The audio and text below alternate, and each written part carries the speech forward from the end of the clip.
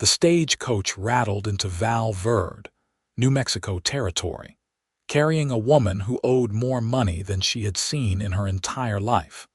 And Nathaniel Zimmerman was waiting at the station, without knowing that his future wife came with a debt that could ruin them both. Nathaniel stood on the dusty platform, his hat shading his eyes from the brutal afternoon sun of August 1878.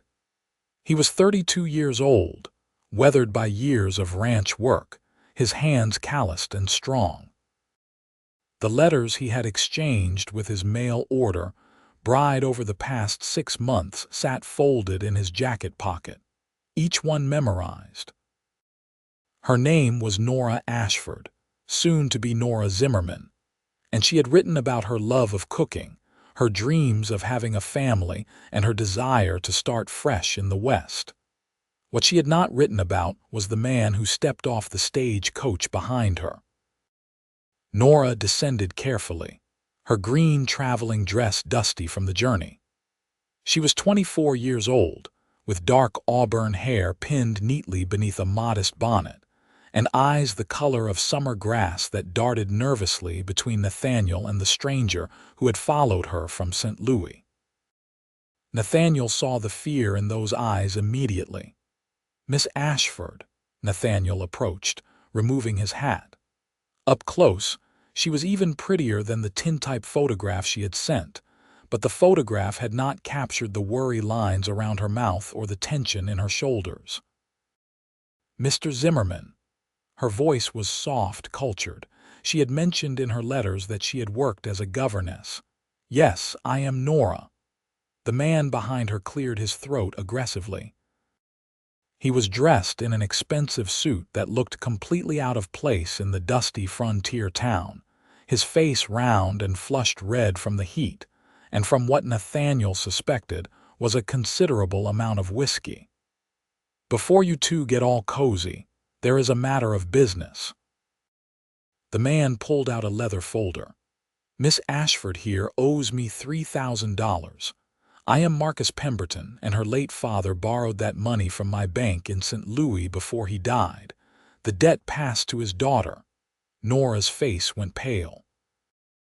"Mr. Pemberton, I told you I would find a way to pay. I just need time." "Time?" Pemberton laughed harshly. "You ran halfway across the country thinking you could escape your obligations. I have every right to have you arrested for fraud and theft." Nathaniel felt his jaw tighten. He looked at Nora, saw the shame and fear warring in her expression, and made a decision that would change everything. "How much did you say?" $3,000, plus interest accrued during my journey here to find this little thief. Call it $3,500. It was more money than most men in Val Verde saw in 5 years. Nathaniel's ranch was doing well, but that sum would take most of his savings, money he had been setting aside for expanding his herd and building a proper barn. He looked at Nora again, at the way she was trying so hard not to cry, at the dignity she was fighting to maintain. "I will pay it." The words came out firm and final. Nora's head whipped toward him. "Mr. Zimmerman, no, you cannot possibly. We have not even. This is not your responsibility. If you are to be my wife, then your troubles are my troubles." Nathaniel turned to Pemberton. "I need to go to the bank. You will have your money within the hour." Pemberton's eyebrows rose. "Well, how very gallant. Very well, I will wait at the hotel. But if you are not there with cash money within the hour, I will have the sheriff arrest her." He tipped his hat mockingly and walked away, his boots leaving prints in the dust. Nora turned to Nathaniel, her eyes shining with unshed tears. "You do not understand what you are doing. That is your life savings, probably. You do not know me. We have only exchanged letters. I could be anyone." Nathaniel gently took her carpetbag from her trembling hand. "You could be. But I am a good judge of character, Miss Ashford, and I read every one of your letters carefully. You wrote about your mother's garden in Pennsylvania, about the children you taught, about losing your parents within a year of each other. You wrote about feeling alone in the world but still having hope for the future. Those were not the words of a thief or a liar. My father." She stopped, swallowed hard. "My father was a good man, but he made a bad investment. He borrowed that money thinking he could triple it in a shipping venture. The ships sank in a storm off the coast, and then his heart gave out from the stress. My mother had died the year before from pneumonia. I tried to pay Mr. Pemberton back. I truly did. But I was let go from my position when he started coming around causing scenes.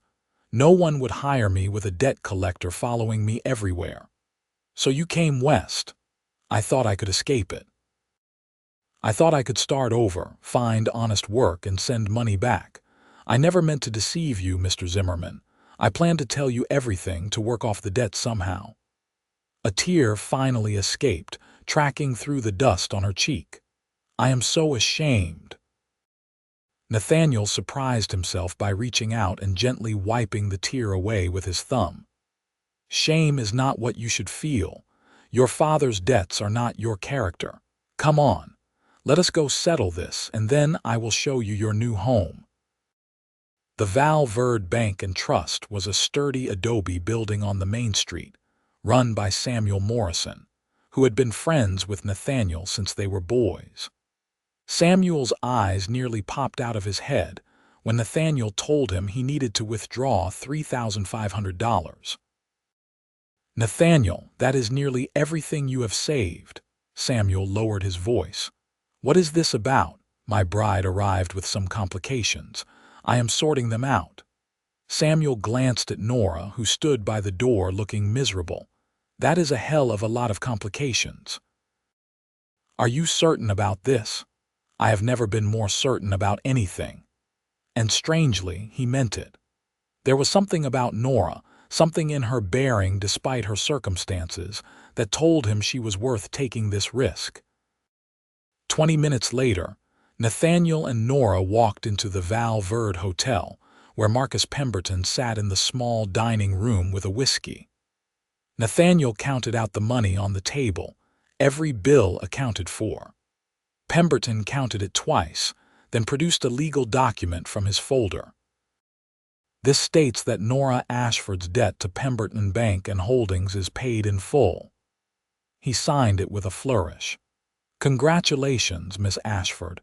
You are free. And congratulations to you, sir. You just bought yourself a very expensive wife." Nathaniel took the document and folded it carefully, handing it to Nora. "She is not bought. A marriage is a partnership." After Pemberton left on the evening stage, looking smugly satisfied, Nora and Nathaniel stood in the street as the sun began to set, painting the sky in shades of orange and purple. The August heat was finally breaking, a slight breeze carrying the scent of sage and dust. "I do not know how I will ever repay you." Nora clutched the document to her chest. "I do not want repayment. I want a wife, a partner, someone to build a life with." Nathaniel picked up her carpet bag again. "Are you hungry? The restaurant here is decent, or we can head out to the ranch. It is about 5 miles outside of town. I think I would like to see my new home, if that is acceptable." Nathaniel had left his wagon at the livery stable. As they drove out of town, Nora was quiet, watching the landscape change from the scattered buildings of Val Verde to the open range. The Sangre de Cristo Mountains rose in the distance, their peaks still holding snow even in summer. "It is beautiful," she finally said. "Different from Pennsylvania, but beautiful. It gets into your blood, this land. Wide open spaces, big sky. A man can breathe out here." Nathaniel glanced at her. "A woman too, I reckon." "I hope so." She paused. "Mr. Zimmerman, I need you to understand something. In my letters, everything I wrote was true except for what I omitted about the debt. I do want a family. I do want to be a good wife. But I also need you to know that I am not expecting. That is to say, if you want to wait to get to know each other properly before the marriage is." Nathaniel felt his ears grow warm. Miss Ashford, I am not the kind of man who would rush you into anything. We can take our time. The ranch has a spare bedroom. You can have that until you feel comfortable.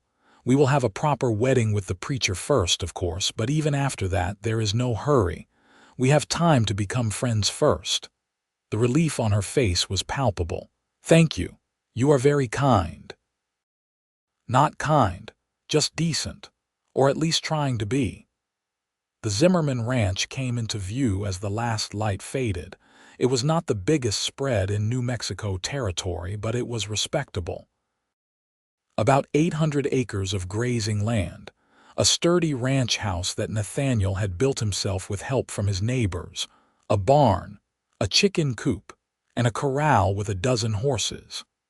Cattle dotted the distant fields, dark shapes in the gathering twilight. Nora stood looking at the house for a long moment after Nathaniel helped her down from the wagon. It was a simple structure, adobe and wood, with a covered porch and real glass windows. You built this, most of it. Been working on it for 10 years, since I was 22 and bought the land. Started with just a cabin, been adding to it. He felt suddenly self-conscious. It is not fancy. It is wonderful. And she sounded like she meant it. Inside, Nathaniel lit lamps while Nora looked around.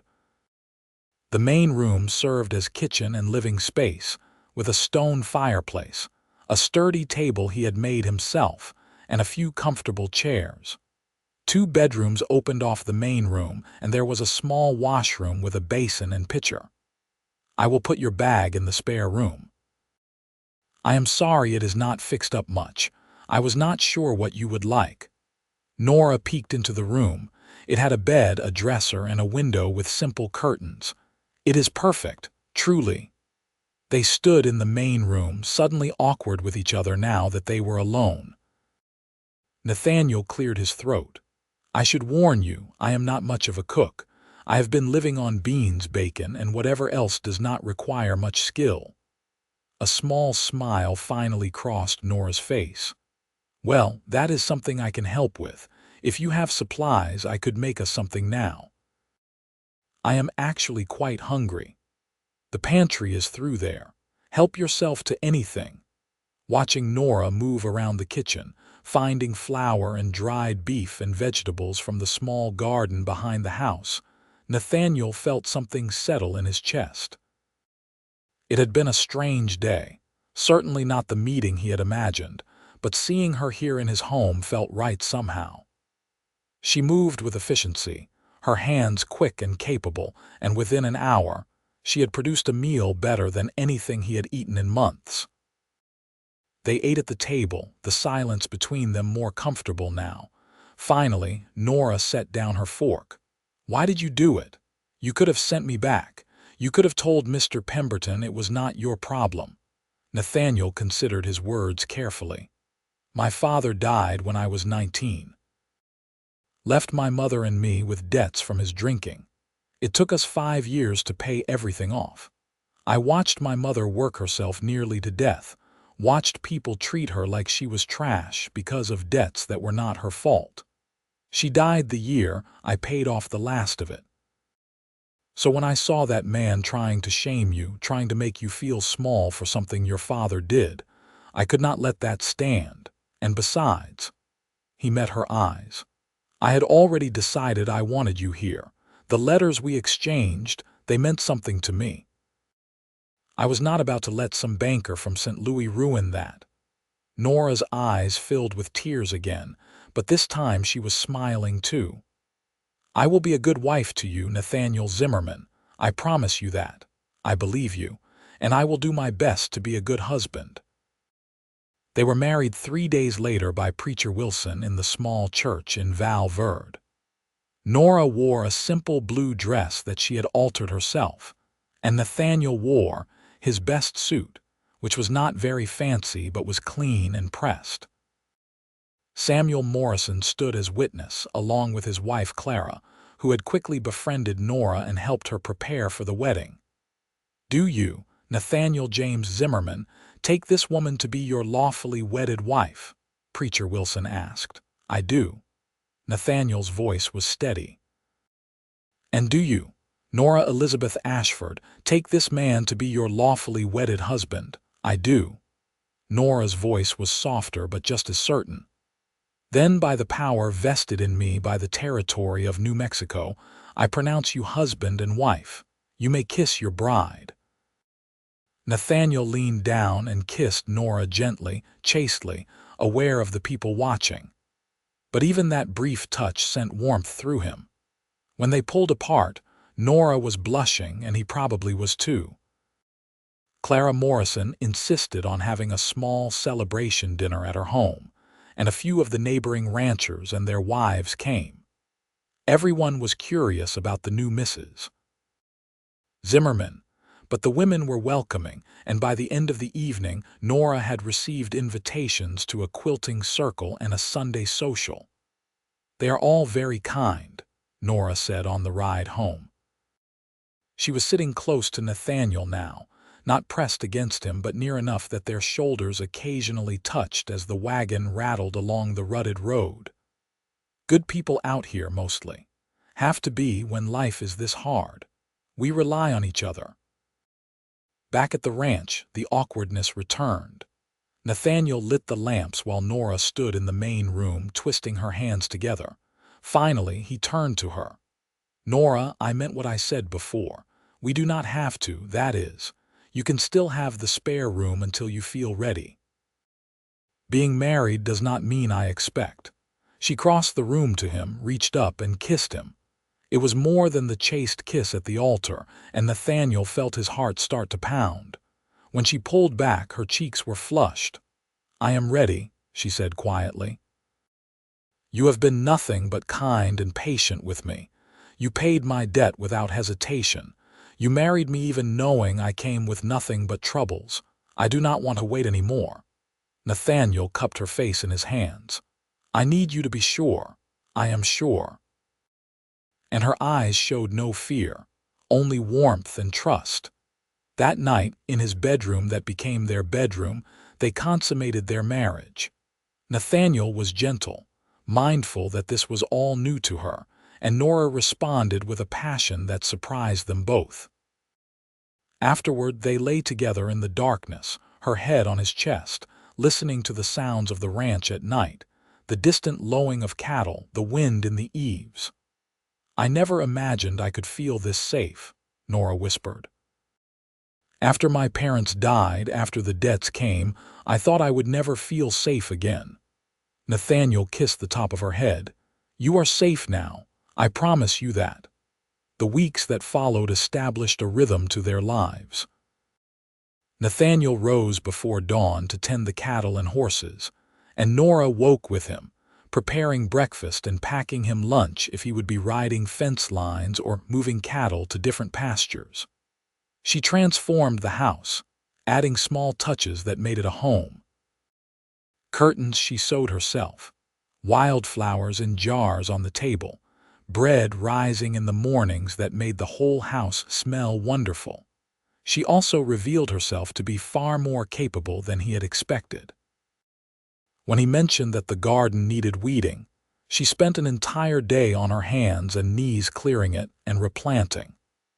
When a chicken got into the house and caused chaos, she caught it with efficiency and wrung its neck for dinner without flinching.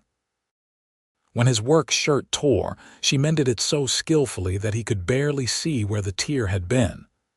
"Where did you learn all this?" he asked one evening as she churned butter. "My mother. She grew up on a farm before she married my father. She made sure I knew how to do practical things, even though we lived in the city. She said you never knew when life would change." Nora smiled, though it was tinged with sadness. She was right about that. In September, Samuel Morrison rode out to the ranch with news. Marcus Pemberton's bank failed. Turns out he was involved in some shady dealings, loaning money at illegal interest rates and foreclosing on properties to sell them for profit. There is a federal investigation. Nathaniel and Nora exchanged glances. So the debt might not have even been legal. Nora asked. Samuel shrugged. "Hard to say. But from what I am hearing, a lot of the debts he was collecting were inflated or even fabricated. You might have paid him for nothing." After Samuel left, Nora sank into a chair, looking stunned. $3,500. Nathaniel, that money, if the debt was not even real. Nathaniel knelt beside her chair. "It does not matter. Even if we could somehow get it back, which we probably cannot since Pemberton has surely spent or hidden it, I do not regret paying it. That money brought you here free and clear. It gave us a fresh start with nothing hanging over our heads. That is worth more than any amount of cash. How are you so good?" She touched his face. "How did I get so lucky? I am the lucky one." And he meant it with everything in him. October brought the first real cold snap, and Nathaniel spent long days moving the cattle to winter pastures. He hired 2 cowboys to help, brothers named Tom and Billy Reed, who had worked for him before and were reliable hands. With their help, the work went faster, and Nathaniel found he could spend more time at the house with Nora. One evening, he came in to find her standing at the stove, looking pale and nauseated. She had been sick in the mornings for the past week, and he had been trying not to let himself hope. "Nora," she turned to him, and her face was radiant despite the pallor. I am fairly certain that we are going to have a baby." Nathaniel crossed the room in 3 strides and lifted her off her feet, spinning her around before remembering he should probably be more careful. He set her down gently. "Are you sure? I have missed 2 courses and the sickness in the mornings, and my breasts are tender. I have been around enough pregnant women to know the signs." She laughed, a sound of pure joy. "We are going to be parents." That night, Nathaniel lay awake long after Nora had fallen asleep, his hand resting gently on her still flat stomach. A baby. His child. Their child. The magnitude of it overwhelmed him. He thought about his own father, about the mistakes he had made and the legacy of debt he had left. Nathaniel vowed that his child would know something different: stability, love, a father who was present and responsible. Winter came hard that year. The snows started in November and barely let up through February. There were days when Nathaniel could barely get to the barn to tend the animals. The drifts were so high. But the house was snug and warm, and Nora's belly grew round as the months passed. Clara Morrison came to visit when the roads cleared in March, bringing another rancher's wife named Dorothy Hayes. They brought baby clothes they had saved from their own children and advice for Nora.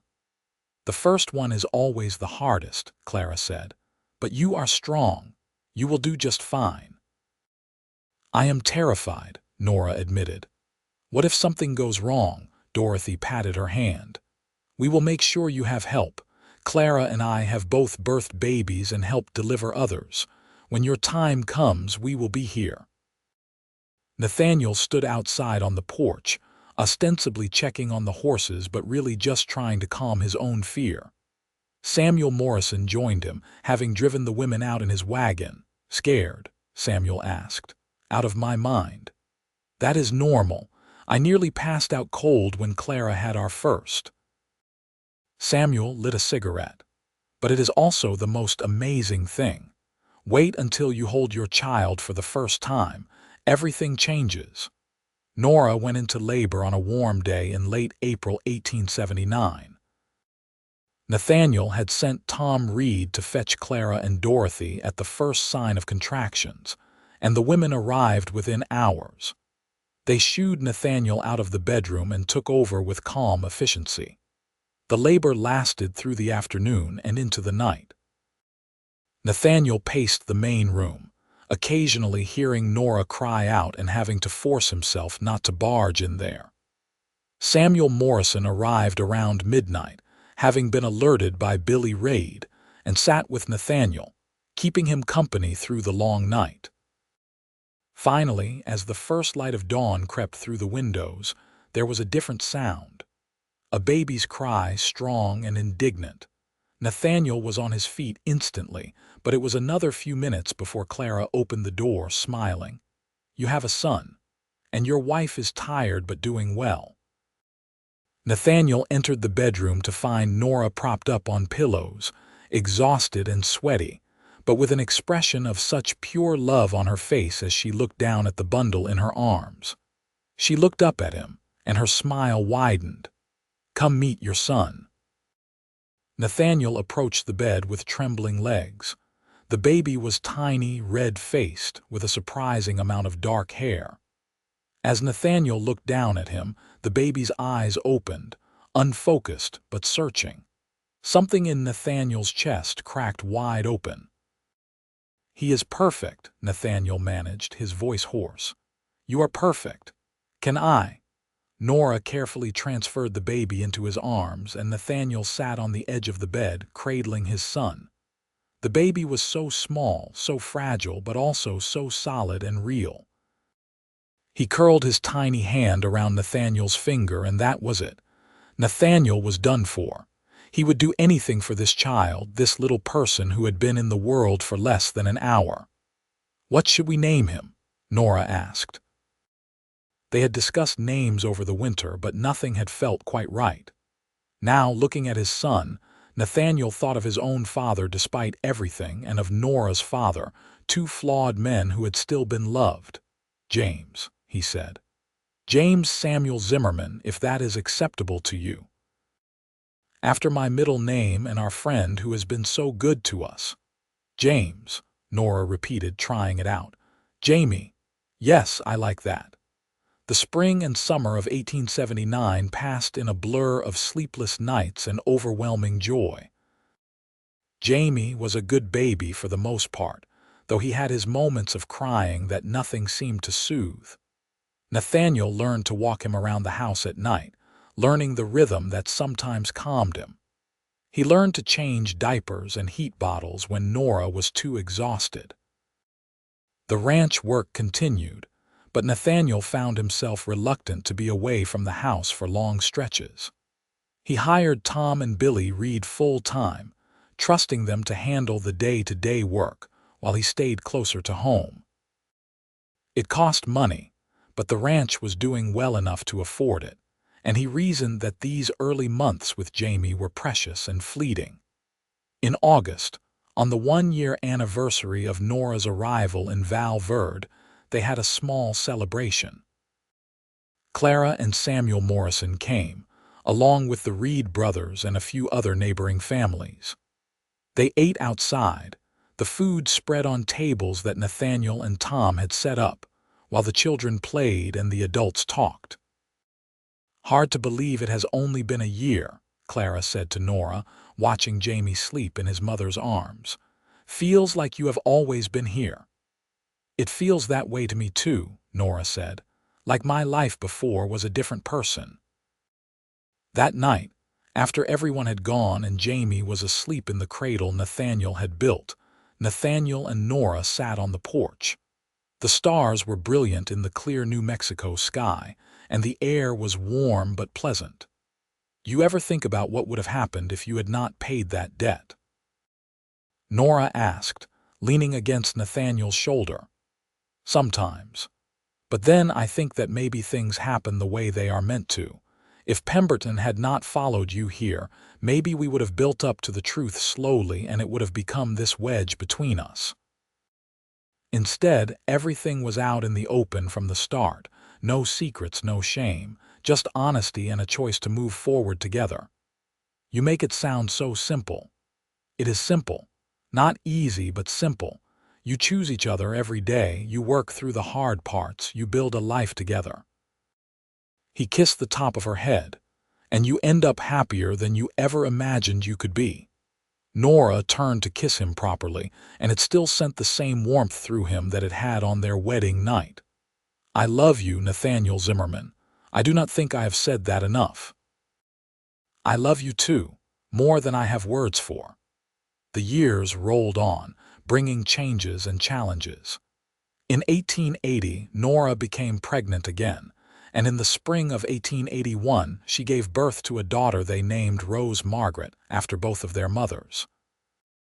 Rose was a completely different baby from Jamie, colicky and fussy, but she had Nora's green eyes and Nathaniel's stubborn determination.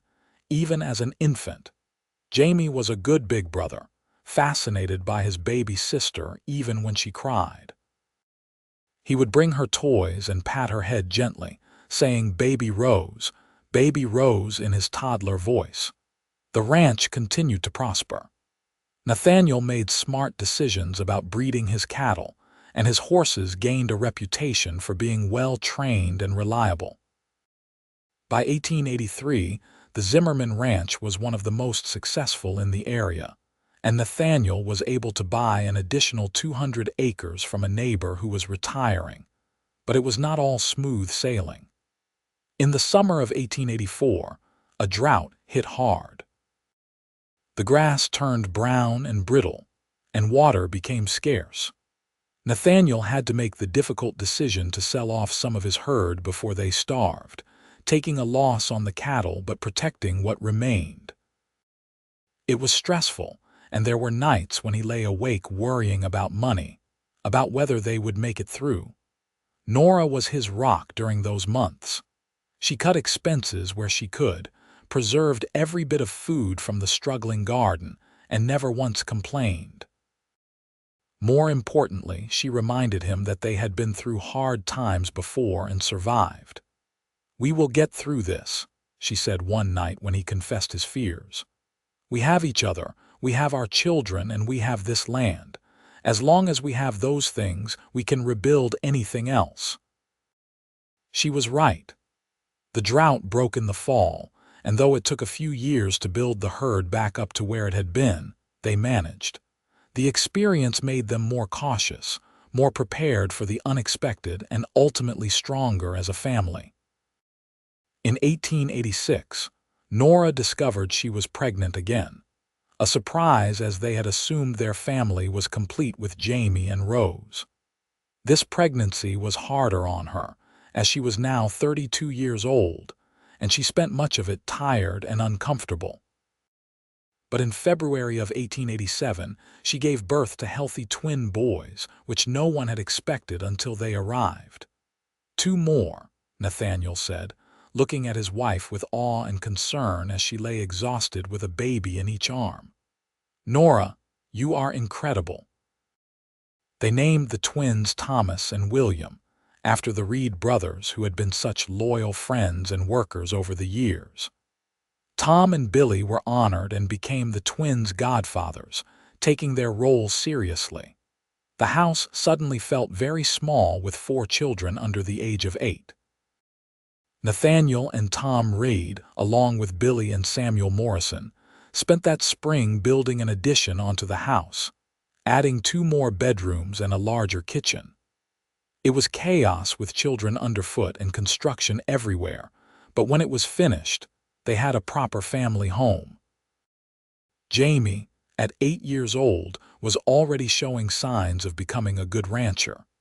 He followed Nathaniel everywhere, wanting to learn how to rope cattle and ride the fence lines.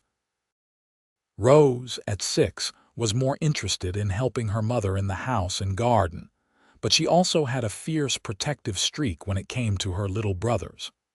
The twins were still babies, but they were happy and healthy, and the house was full of noise and life. One evening in the summer of 1887, Nathaniel and Nora managed to steal a few moments alone on the porch after the children were finally all asleep. They sat in the rocking chairs Nathaniel had made, holding hands and watching the sunset. "Can you believe this is our life?" Nora asked. "9 years ago, I arrived here in disgrace, owing money I could never hope to repay, certain I had ruined my life. And now you are stuck with 4 children and a husband who smells like cattle most of the time." She laughed, the sound still as beautiful to him as it had been the first time he heard it. "I would not change a single thing. Well, maybe I would like a little more sleep, but otherwise not a thing." Nathaniel raised her hand to his lips and kissed it. I knew from those letters that you were special, but I had no idea how much you would change my life. This ranch was just a place before you came. You made it a home. You made me a family. Everything good in my life comes back to you. Oh, hush. You are going to make me cry. Then let me say one more thing. I would pay that debt again 1,000 times over. Best money I ever spent. Nora did cry then, but she was smiling too. She got up from her chair and settled onto Nathaniel's lap, something she had not done in a while with the craziness of having 4 small children. He wrapped his arms around her, and they sat there as the stars came out, listening to the sounds of the ranch settling down for the night. The years continued to pass, bringing the joys and sorrows that come with any life. In 1889, Tom Reed married a woman named Alice Simmons who had come west as a teacher, and the wedding was held at the Zimmerman Ranch. It was a grand celebration, with half of Val Verde in attendance, and Jamie and Rose served as flower children, taking their roles very seriously. In 1891, tragedy struck when Samuel Morrison died suddenly of a heart attack. Nathaniel was devastated, losing his oldest friend, and he helped Clara Morrison sell off their ranch so she could move to Santa Fe to live with her sister. Before she left, Clara pulled Nora aside. "You take care of that man of yours," Clara said. Samuel always said that Nathaniel was one of the best men he knew, and that you two were proof that sometimes the most unexpected beginnings lead to the strongest marriages. Clara's departure left a hole in their lives, but it also made Nathaniel more aware of how precious time was. He made a point of spending more time with his children, teaching Jamie and Rose about the ranch, playing with the twins even when he was exhausted from work. He made sure to tell Nora he loved her every single day and to show her in the ways that mattered, helping with the children, listening when she talked about her day, stealing kisses in the kitchen when no one was looking. By 1893, Jamie was a young man of 14, already as tall as his father and increasingly capable on the ranch. He had his mother's green eyes and his father's strong work ethic, and Nathaniel could see that someday Jamie would run this ranch and do it well. Rose, at 12, was becoming a beautiful young woman with her mother's grace and kindness. She helped Nora with everything, especially wrangling the twins, who at 6 years old were rambunctious and full of energy. Life had settled into a comfortable rhythm, the kind of ordinary happiness that Nathaniel had once thought was beyond his reach. The ranch was successful, his children were healthy, and his wife was the love of his life. What more could a man ask for? In the fall of 1893, a young man rode up to the ranch looking for work. He was about 20 years old, tall and thin, with a nervous energy about him. His name was Daniel Foster, and he had a story that was painfully familiar. "My father died and left debts," Daniel explained, standing hat in hand in front of Nathaniel. "I have been trying to work them off, but I cannot find steady employment. I heard you might need a hand, and I am a hard worker, sir. I will do anything." Nathaniel looked at this young man and saw echoes of both his own past and Nora's. He glanced at his wife, who was standing in the doorway of the house, listening. She nodded, and he could see in her eyes that she understood. "How much do you owe?" Nathaniel asked. $200, sir." "I know it is a lot, but I can work it off over time. I do not expect." "I will pay your debt," Nathaniel interrupted. "In return, you will work for me for 2 years at regular wages. You will work hard, you will be honest, and you will save your money so that when the 2 years are up, you have a stake to start your own life. Does that sound fair?" Daniel's mouth fell open. "Sir, I cannot ask you to. That is too generous." "You are not asking, I am offering." "Now do we have a deal?" "Yes, sir. Absolutely. Thank you, sir."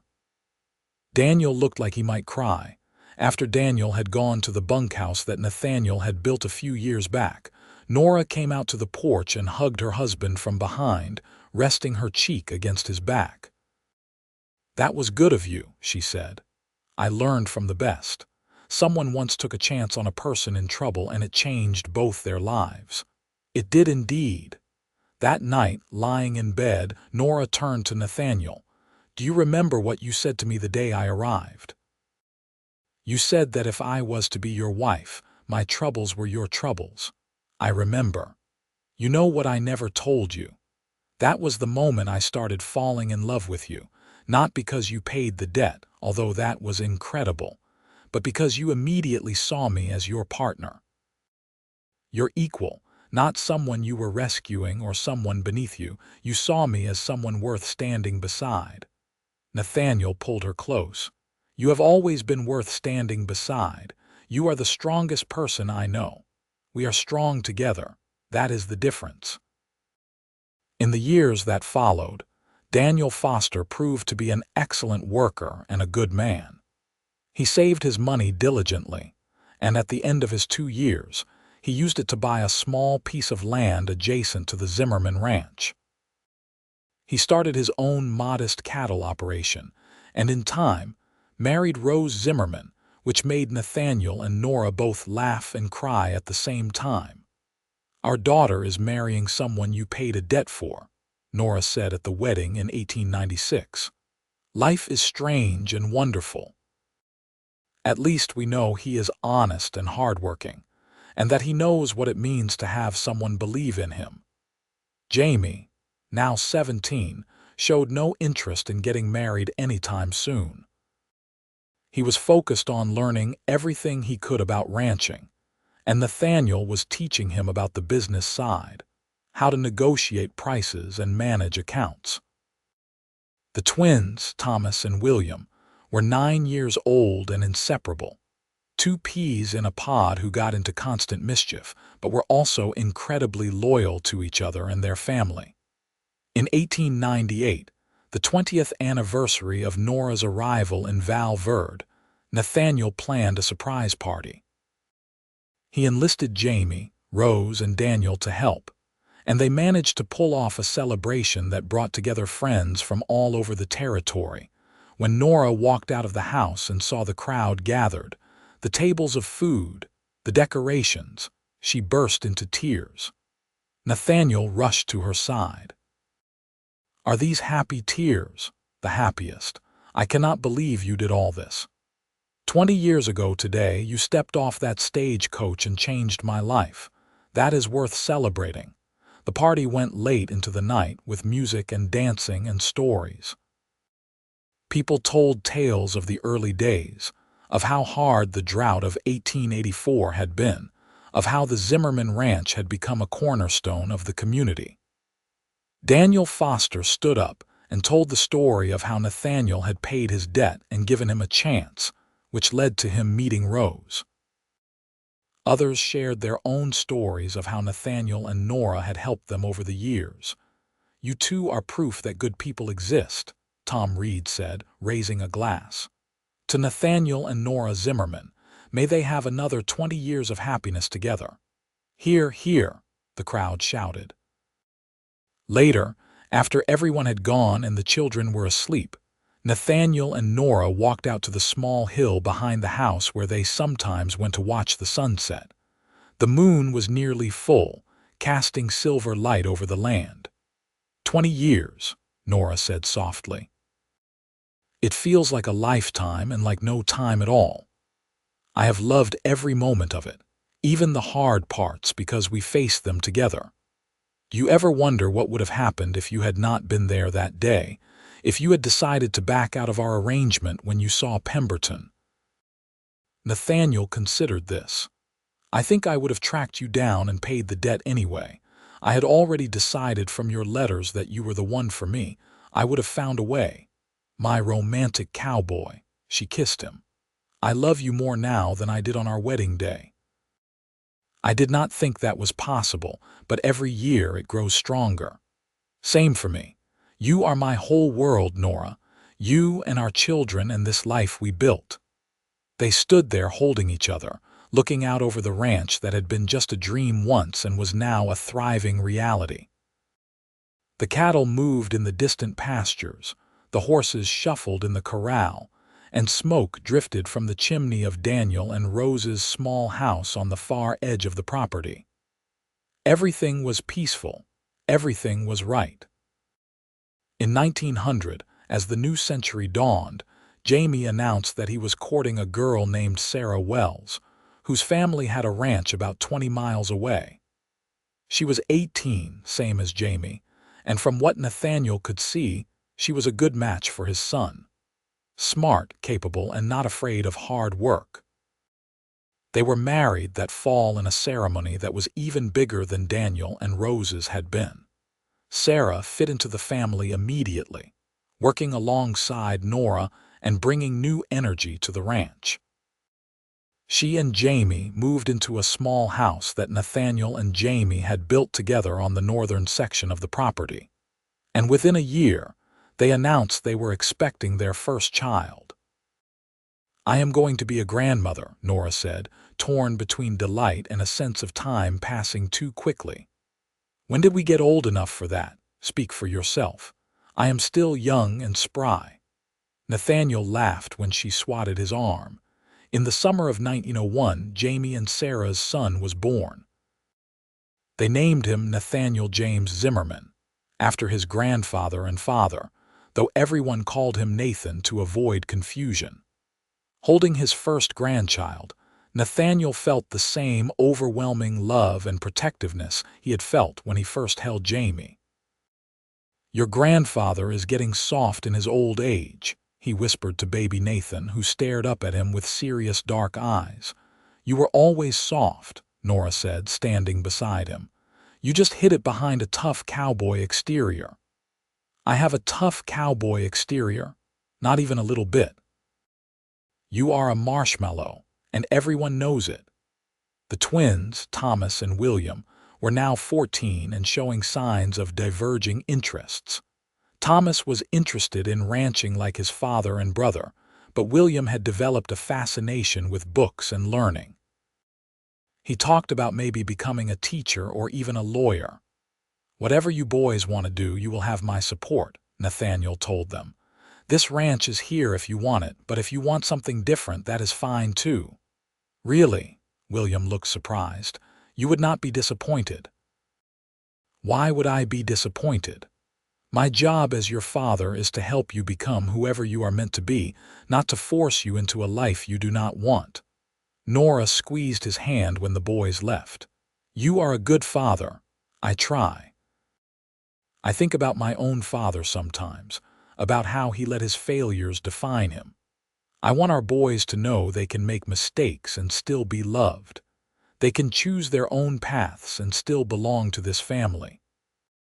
In 1903, 25 years after Nora had arrived in Val Verde, the ranch was more successful than Nathaniel had ever dreamed possible. Jamie and Sarah were running much of the day-to-day operations now, with Nathaniel serving more as an advisor. Daniel and Rose's ranch was also thriving, and they had 3 children of their own. Thomas had decided to stay on the ranch and work with Jamie, while William had gone to Santa Fe to attend school, planning to become a lawyer. Nathaniel and Nora, now 57 and 49 respectively, found themselves with more time to simply enjoy each other's company. They took rides together across the ranch land, visited with friends, and doted on their grandchildren. They had aged, of course, both of them showing silver in their hair and lines on their faces, but Nathaniel thought Nora had never been more beautiful. One evening, they returned to the hill where they had stood on their 20th anniversary. The sunset was spectacular, painting the sky in shades of gold and crimson. "You have any regrets?" Nora asked. Nathaniel thought about it seriously. "I regret that we lost Samuel Morrison so early. I regret the years of drought that were so hard. But those are not choices I made, just things that happened. As for my choices, no regrets at all. Every decision I made brought me here to this moment with you. Not even paying that debt. It was so much money, especially not that. That might be the best decision I ever made because it started our marriage with complete honesty and trust. We never had to wonder if the other was hiding something. Everything was on the table from the beginning. Nora leaned against him. I used to be so ashamed of that debt. It felt like this dark stain on my character, but you never once made me feel ashamed. You treated it like a problem to be solved, not a moral failing. That changed how I saw myself. Good. Because you are amazing, Nora Zimmerman. You took a hard situation and built something beautiful from it. You raised 4 incredible children. You turned a house into a home. You made me happier than I ever thought possible. That is who you are. We did it together. All of it. As the sun set and the stars began to appear, they walked back to the house hand in hand. Inside, they could hear their grandchildren playing, Sarah calling them to wash up for dinner, Jamie's deep laugh at something one of the children said. It was the sound of family, of legacy, of a life well lived. In 1905, William graduated from law school and returned to New Mexico territory, setting up a practice in Albuquerque. He married a fellow lawyer named Margaret Thompson, and they began their own life in the city. Rose and Daniel's ranch continued to expand, and they bought additional land. Jamie and Sarah had 2 more children, giving Nathaniel and Nora a total of 5 grandchildren from them alone, plus 3 from Rose and Daniel. The ranch that Nathaniel had started alone as a young man of 22 was now a family empire, spanning multiple properties and generations. But more than that, it was a place of love and acceptance, where people could come with their troubles and find help, where mistakes were forgiven and growth was encouraged. In 1910, Nathaniel and Nora celebrated their 32nd wedding anniversary. They were older now, Nathaniel at 64 and Nora at 56, their bodies showing the wear of decades of hard work. But they were healthy and still very much in love. Their children and grandchildren threw them a party, and once again, the community gathered to celebrate. 32 years, Jamie said in his toast. That is a lifetime. Dad, Mom, you have shown all of us what a real marriage looks like. Not perfect, but committed. Not easy, but worth it. You have faced every challenge together, and you have built not just a successful ranch, but a family that will last for generations. We love you both so much. There was not a dry eye in the crowd as Nathaniel and Nora stood together, surrounded by their children, their grandchildren, and their friends. Nathaniel looked at Nora and saw the same woman who had stepped off that stagecoach 32 years ago, scared and brave and beautiful. She had changed his life in every way that mattered. I love you, he whispered. I love you too. Always have, always will. The party continued around them, but for a moment it was just the 2 of them, lost in memories of all they had shared and all they still had to come. Years continued to roll by in the quiet, steady way they do when life is good. In 1915, Nathaniel was 69 years old and finally starting to slow down. His joints ached in the mornings, and he could not ride as long or work as hard as he once had. But he still got up every morning, still checked on the cattle, still made sure everything was running smoothly. It was in his blood now, this ranch, this land. Nora, at 61, had her own aches and pains, but she remained the heart of the family. She cooked Sunday dinners for the entire clan, which now numbered over 30 people when everyone was present. She quilted with the local women, tended her garden, and loved on her grandchildren and great-grandchildren with equal fervor. One spring evening in 1916, as they sat on their porch watching the sunset, Nora took Nathaniel's hand. I have been thinking, she said, about that day I arrived, about how terrified I was, how certain I was that my life was over. And instead, it was just beginning. Exactly. I have had such a good life, Nathaniel. So much better than I ever dreamed possible. And it is all because you took a chance on me. You paid a debt you had no obligation to pay, and you did it without making me feel small or indebted. You just did it because you believed I was worth it. You were worth it. You are worth it. Promise me something. She turned to look at him, her green eyes still as beautiful as they had been the first time he saw her. Anything. Promise me that you will tell our story, not just to our family, but to anyone who will listen. Because I think people need to hear that sometimes, when everything looks hopeless, someone can come along and change everything. That kindness and trust can build something lasting. I promise. Though I think our family already tells the story plenty, Jamie loves to talk about how his parents met. That is true. He does embellish a bit, though, making Pemberton out to be even more villainous than he was. The man followed you across the country to collect a possibly fraudulent debt. He was pretty villainous.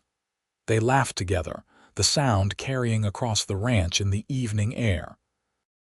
In the winter of 1917, Nathaniel caught a severe cold that settled in his chest and would not leave. The doctor came from Val Verde and then from Santa Fe, and they both said the same thing. Pneumonia, and at his age it was dangerous. Nora hardly left his side, sitting beside the bed with cool cloths for his fever, spooning broth into him when he could manage to eat. "You are not leaving me," she said fiercely one night when his fever was at its worst, and he was drifting in and out of consciousness. "Nathaniel Zimmerman, we have more life to live together. You are going to get better." And somehow, whether through sheer will or luck or Nora's fierce determination, he did. By March, he was up and moving around again, though he was weaker than he had been. The close call sobered both of them to the reality that their time was precious. "I want to do something," Nathaniel said one day. "Something to give back. We have been blessed with so much.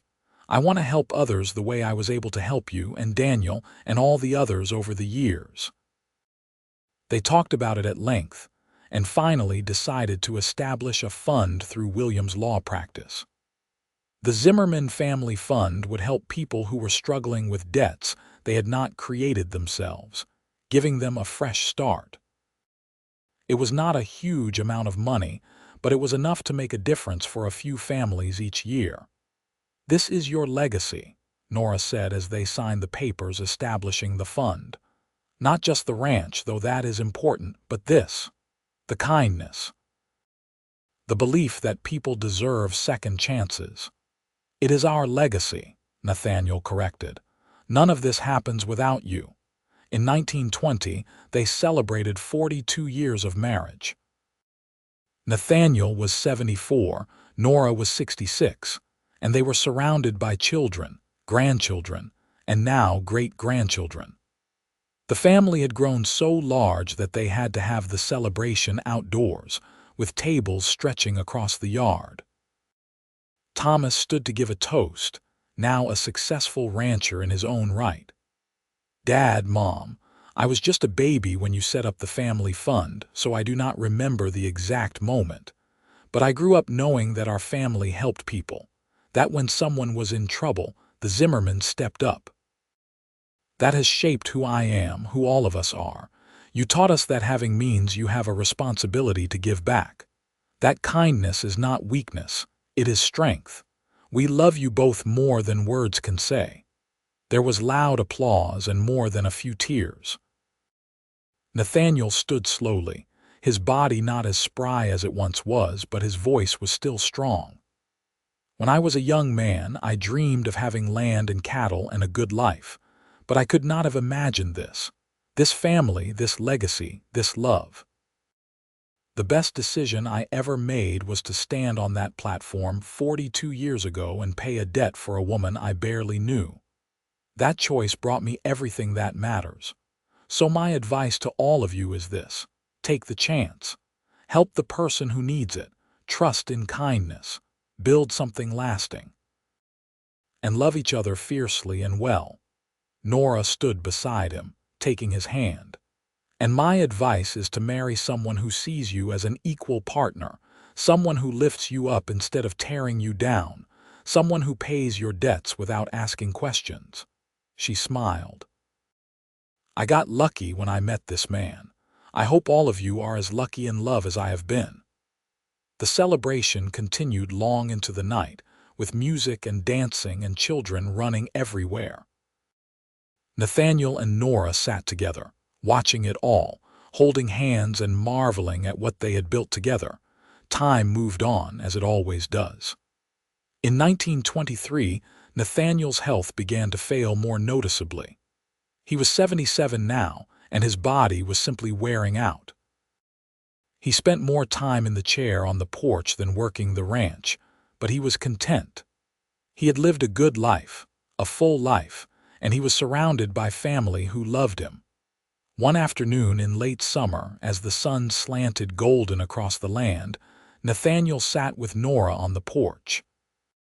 They had been quiet for a while, just enjoying the peace in each other's company. "You remember the first time we sat out here together?" Nathaniel asked. "The night you arrived. I remember everything about that day. I was so scared, so ashamed, and you were so kind. I saw something in you that first moment, strength, courage. I knew you were special.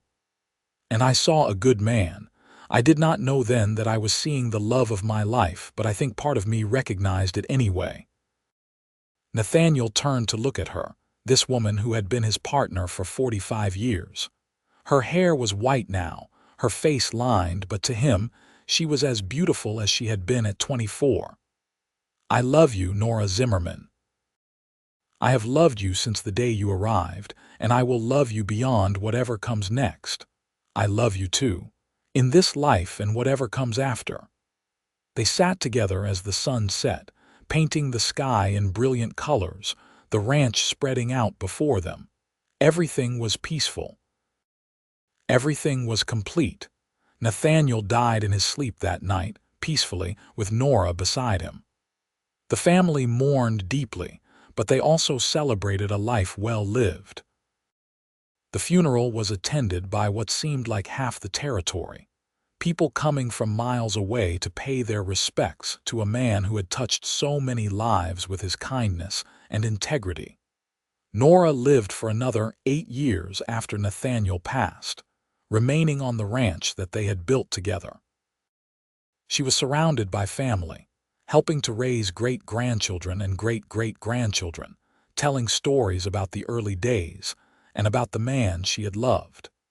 She remained sharp and engaged until the very end, her mind full of memories and her heart full of love. When Nora died in 1931 at the age of 77, she was buried beside Nathaniel on the hill where they had stood together so many times. The headstones were simple, just their names and dates, but beneath both were inscribed the same words, "Together always." The Zimmerman Ranch continued to thrive under Jamie's stewardship, and then his children's, passing down through the generations. The family fund continued to help people, expanding over the years to assist more and more families who found themselves in difficult situations through no fault of their own. The story of how Nathaniel paid Nora's debt, without asking questions, became family legend, told and retold to each new generation as an example of what real love and partnership looked like. In the years and decades that followed, the Zimmerman family grew and spread, but they always maintained ties to the original ranch in Val Verde. The house was preserved and expanded, becoming a gathering place for family reunions and celebrations. The hill where Nathaniel and Nora were buried became a place of pilgrimage for family members, a quiet spot to reflect on the legacy of two people who had built something lasting out of an unlikely beginning. The mail-order bride who had arrived with a debt, and the rancher who had paid it without asking questions, had created something far more valuable than money or land. They had built a family rooted in love, kindness, and the belief that everyone deserves a second chance. Their legacy lived on not just in their descendants, but in the countless lives touched by their example of what it means to truly love and support another person. And though Nathaniel and Nora were gone, their love story remained, a testament to the power of taking a chance on someone, of choosing trust over suspicion, of building a partnership based on equality and respect. It was a story that began with a debt and ended with a dynasty, and it proved that sometimes the best investments we make are in people, not things. The ranch still stands today, run by Nathaniel and Nora's great-great-grandchildren, who carry on the traditions of hard work, integrity, and generosity that their ancestors established over a century ago. And on summer evenings, when the sun sets over the New Mexico landscape in shades of gold and crimson, it is easy to imagine two people sitting on the porch, holding hands and watching the day end, together always, just as they promised.